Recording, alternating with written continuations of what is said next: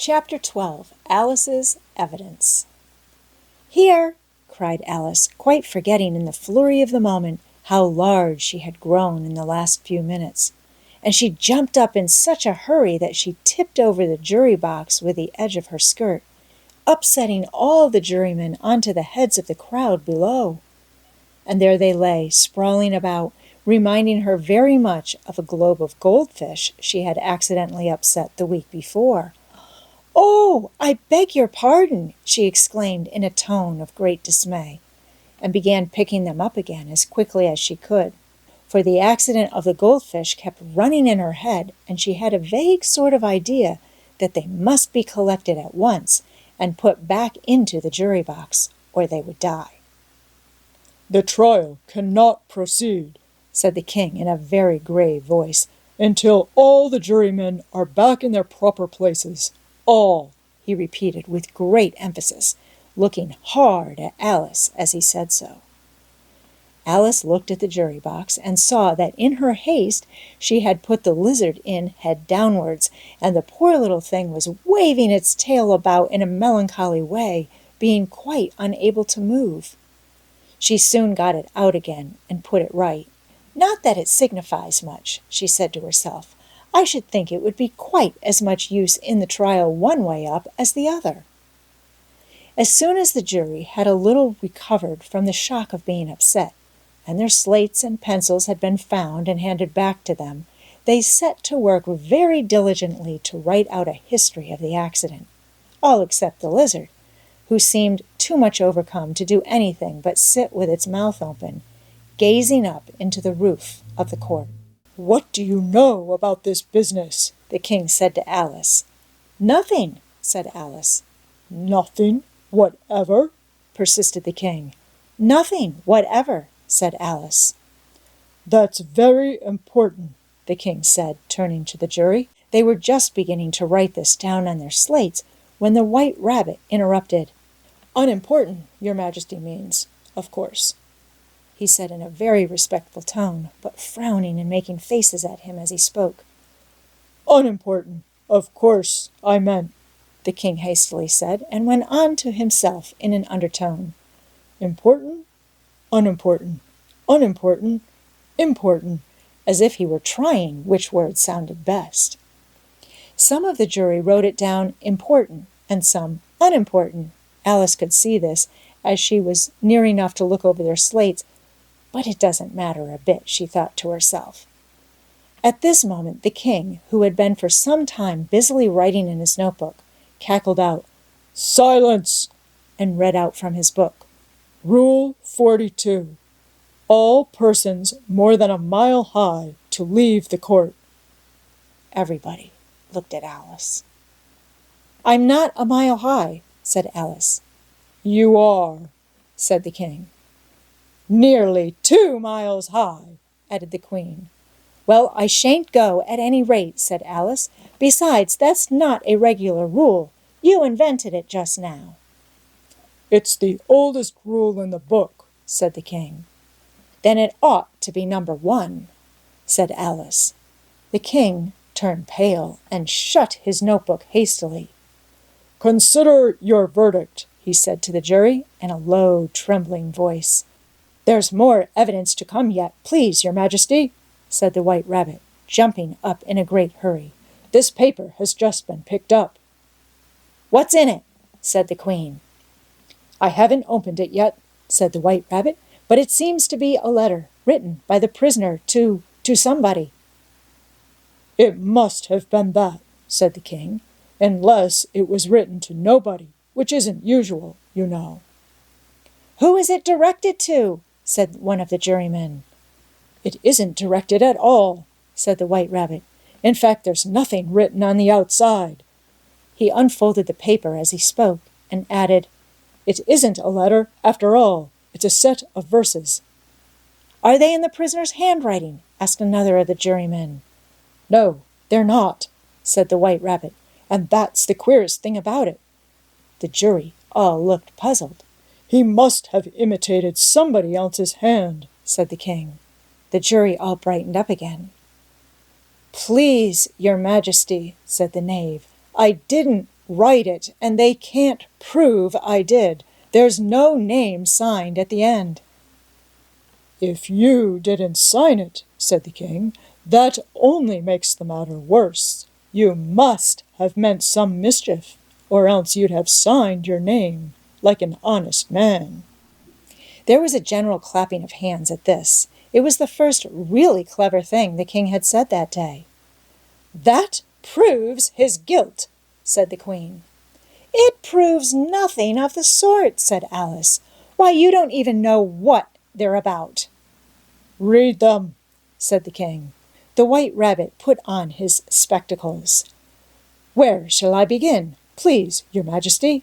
he asked. "Begin at the beginning," the king said gravely, "and go on till you come to the end. Then stop." These were the verses the White Rabbit read. "They told me you had been to her, and mentioned me to him. She gave me a good character, but said I could not swim. He sent them word I had not gone, we know it to be true. If she should push the matter on, what would become of you? I gave her 1, they gave him 2. You gave us 3 or more.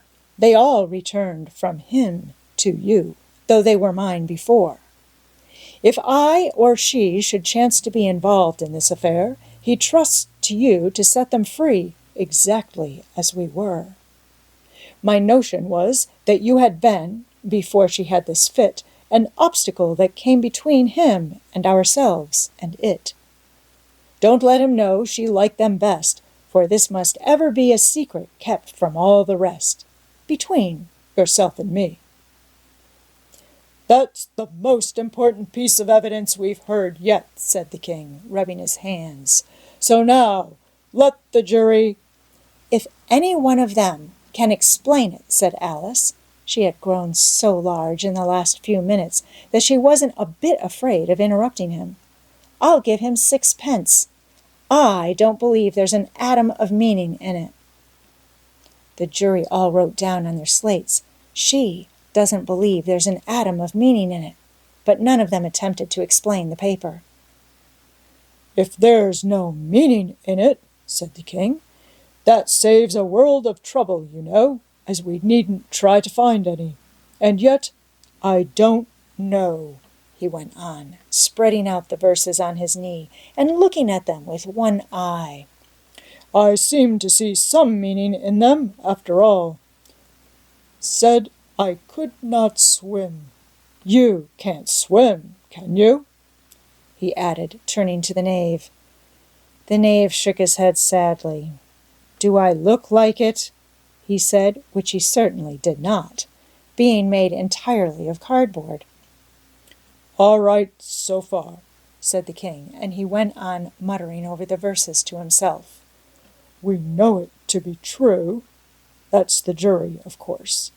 I gave her 1, they gave him 2. Why, that must be what he did with the tarts, you know."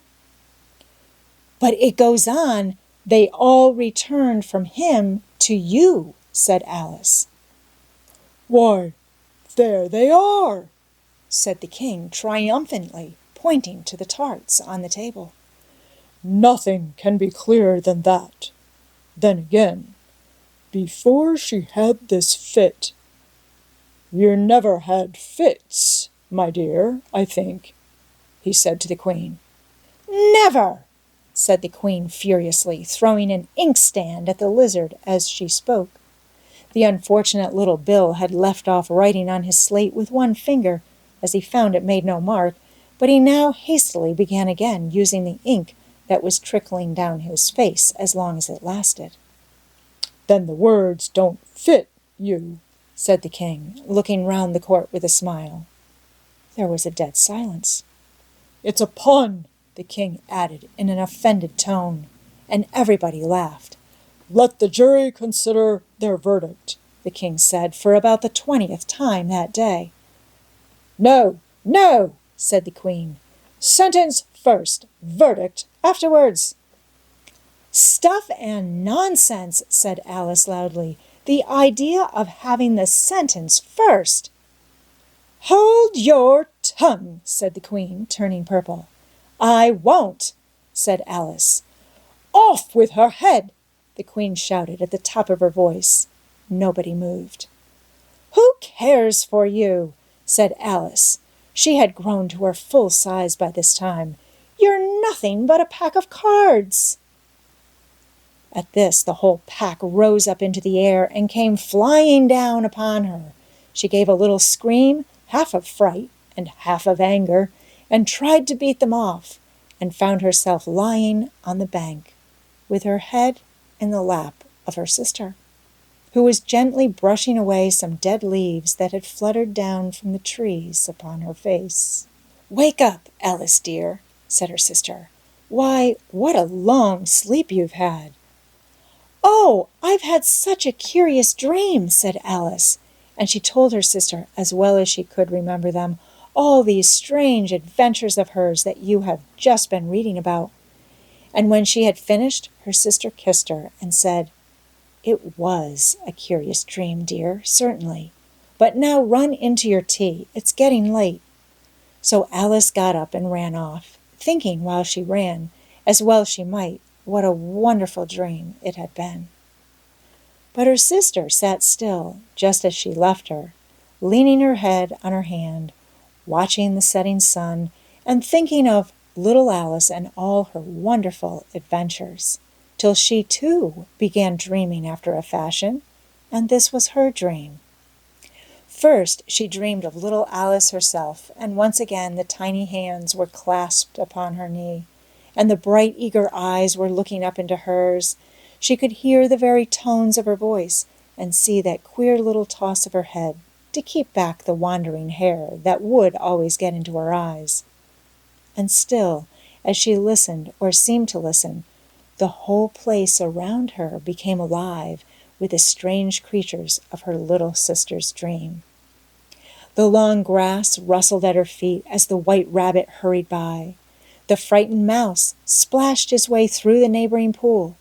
She could hear the rattle of the teacups as the March Hare and his friends shared their never-ending meal, and the shrill voice of the Queen ordering off her unfortunate guests to execution. Once more the pig baby was sneezing on the Duchess's knee, while plates and dishes crashed around it.